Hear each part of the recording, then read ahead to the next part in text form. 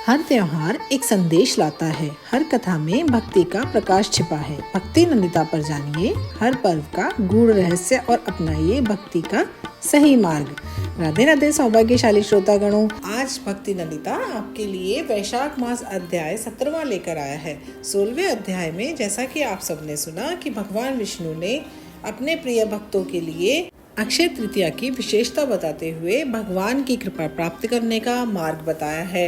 अब हम बढ़ते हैं अपने 17वें अध्याय की तरफ। राजा ने कहा, हे मुनीश्वर, आपके मुखारविंद से भगवान के इस परम पुनीत धर्म को सुनकर बड़ी प्रसन्नता होती है। अब आप कृपा करके उन दिव्य धर्मों का वर्णन करें जिनसे भगवान विष्णु प्रसन्न होते हैं। यह सुनकर श्रुतिदेव जी बोले, हे नरश्रेष्ठ, मैं प्राणियों के समस्त पापों को नष्ट करने वाली एक परम पुनीत कथा सुनाता हूँ, सुनो। एक समय पंपा नदी के तीर का निवासी एक परम यशस्वी ब्राह्मण जिसका नाम शंख था, वह सिंह राशि के बृहस्पति में गोदावरी के तट पर आया। वह भागीरथी के पार पहाड़ों पर जहाँ विकट जंगल था गया। वहाँ न कोई मनुष्य था न जल था। वैशाख की भीषण गर्मी से विकल होकर वह ब्राह्मण एक वृक्ष की छाया में बैठकर सस्ताने लगा।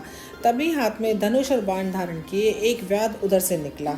सूर्य के समान चमकते हुए कुंडल पहने उस अकेले ब्राह्मण को देखकर उस पापी ने उन्हें पकड़कर बांध लिया और उनके कुंडल, जूते, छतरी, माला और कमंडल छीनकर उन्हें जलती हुई रेत पर पटक कर चला गया। तदुपरांत शंख उस दुष्ट के बंधन से मुक्त होकर आगे बढ़े, परंतु उस गर्म रेत में उनके पैर जल रहे थे।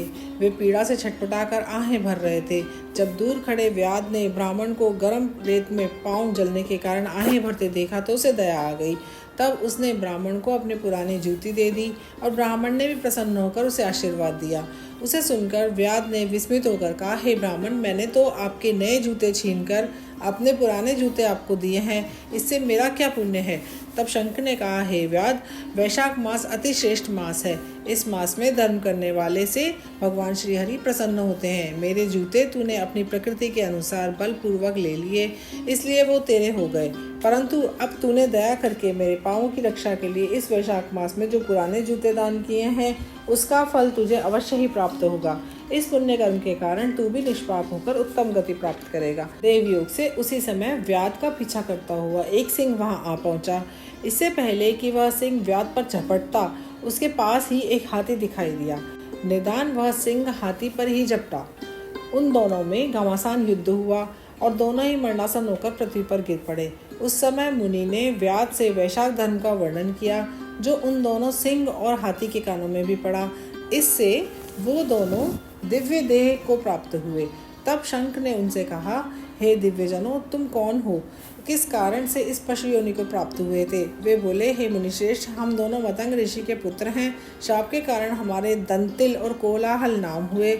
उस समय हमारे पिता ने हमसे कहा था, हे पुत्रों, भगवान मधुसूदन के प्रिय वैशाख मास का सेवन करो।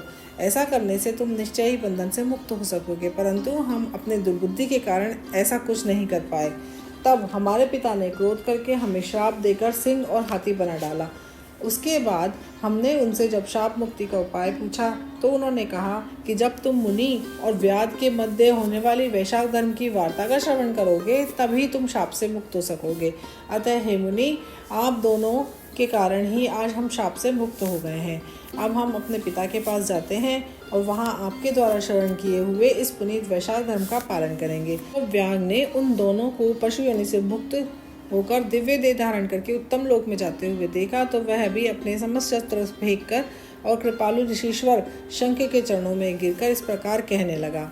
अगर हमारी कथा का ये पावन अध्याय आपको पसंद आया हो तो हमारे इस वीडियो को लाइक करें, शेयर करें, कमेंट करें और हमारे चैनल भक्ति नंदिता को सब्सक्राइब करना ना भूलें। और हाँ, बेल आइकन ज़रूर प्रेस करें। जय श्री हरि, धन्यवाद।